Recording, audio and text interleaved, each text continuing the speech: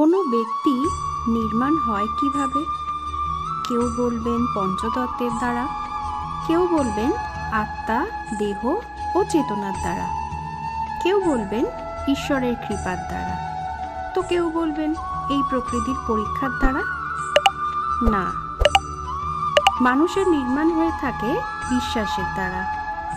ব্যক্তি তখনই গড়ে ওঠেন যখন ব্যক্তিত্ব থাকে, ঠিক কিনা? আর ব্যক্তিত্ব তেমনই হবে যেরকম সে নিজের বিশ্বাস রাখবে। আপনি নিজের ওপর যেমন বিশ্বাস রাখবেন তেমনই হবে। যদি আপনি মনে করেন আপনি বিষের ন্যায় হবেন, তাহলে আপনি বিষাক্ত হবেন। যদি আপনি এটা মনে করেন যে আপনি অমৃতের ন্যায় হবেন, তাহলে আপনি অমর হয়ে থাকবেন।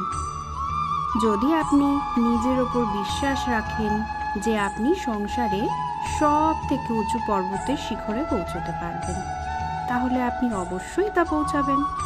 আর যদি আপনার এইরকম মনে হয় যে আপনি এরকম কখনোই করতে পারবেন না, তাহলে সত্যিই কখনোই আপনি করতে পারবেন না।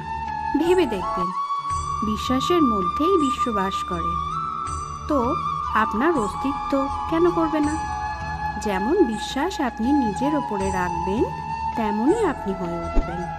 সেজন্য নিজের ওপরে বিশ্বাস রাখুন আর ভালোবেসে বলুন রাধে রাধে।